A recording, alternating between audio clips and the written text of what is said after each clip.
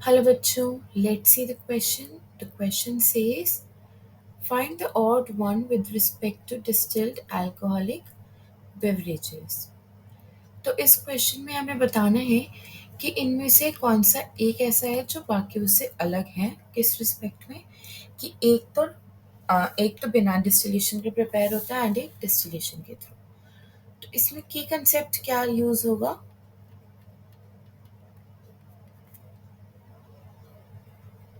Distilled beverages, right? Okay, तो अब हम लोग देखते हैं, स्टार्ट करते हैं अब हम लोग प्रोसेस को। तो क्या होता है कि इन अल्कोहलिक बेवरेजेस को प्रिपेयर करने के प्रोसेस में डिफरेंट सबस्ट्रेट्स यूज किए जाते हैं। Different substrates are used, for example grape juice, sugarcane, cereals etcetera. अब ये जो डिफरेंट सबस्ट्रेट्स होते हैं, इनको कन्वर्ट किया जाता है अल्कोहल एंड CO2 में। एंड ये प्रोसेस कैसा होता है? एनएरोबिक। एनएरोबिक मतलब ऑक्सीजन या फिर एयर के एब्सेंस में ये प्रोसेस होता है। अब ये एनारोबिक होता है, मतलब ऑक्सीजन नहीं होती है इस प्रोसेस के दौरान, लेकिन यहाँ पर हमें माइक्रोब तो चाहिए ही होगा। तो यहाँ पर हम कौन सा माइक्रोब यूज करते हैं? सैक्रोमाइसिस सेरिविसियाई। ये एक फंगस है। तो ये फंगस यूज किया जाता है किस दौरान पे? एनारोबिक। जब एनारोबिकली हम यहाँ पर डिफरेंट सबस्ट्रेट्स को अल्कोहल एंड CO2 में कन्वर्ट करवा रहे हैं। एंड इस कंप्लीट प्रोसेस को क्या बोला जाता है? Come on, it's known as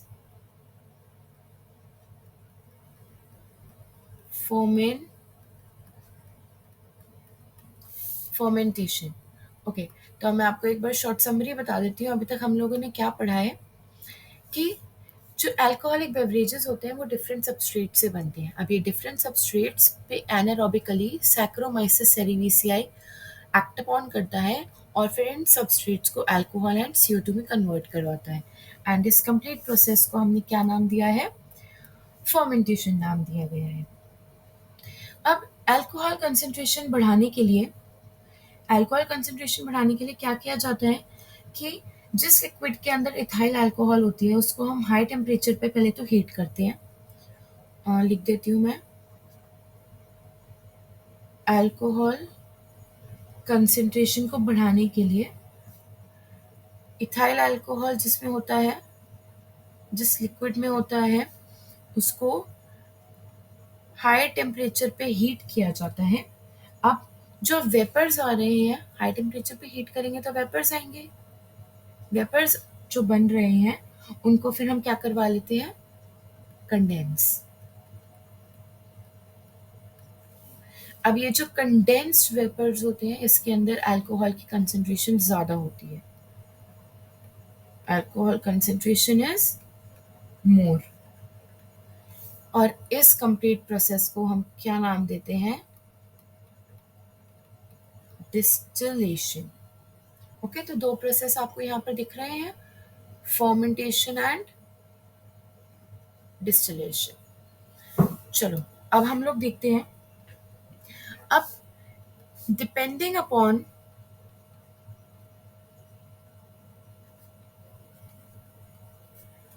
the type of raw material used, मतलब कि या तो डिपेंडिंग अपॉन रॉ मटेरियल, या तो रॉ मटेरियल क्या क्या यूज हुआ है, या फिर वो विद और विदाउट डिस्टिलेशन बनाई गई है ड्रिंक। विद और विदाउट डिस्टिलेशन, इसके बेसिस पे ड्रिंक्स को अलग अलग कैटेगरीज में डिवाइड किया गया है। सबसे पहले हम देख लेते हैं विद डिस्टिलेशन, एंड फिर हम क्या देखेंगे? Without distillation.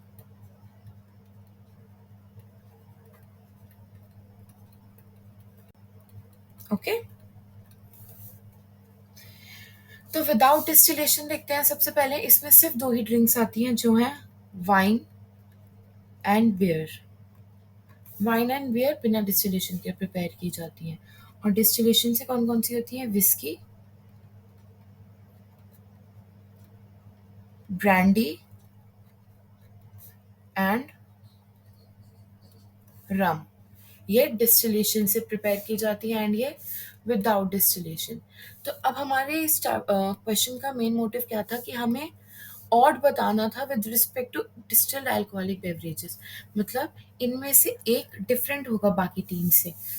तो अगर आप यहाँ देखो तो विस्की, ब्रांडी, रम हमने एक ही कॉलम में पढ़ा जो कि है विद डिस्टिलेशन। यहाँ पर देखो विस्की, ब्रांडी, रम ये तीनों विद डिस्टिलेशन से प्रिपेयर की गई थी। एंड बियर अगर आप देखो तो यहाँ पर wine and beer without distillation prepare की गई है, right? Beer and wine without distillation. तो हमारा करेक्ट आंसर क्या हो जाएगा? Option number second. I hope you all understood it well. All the very best.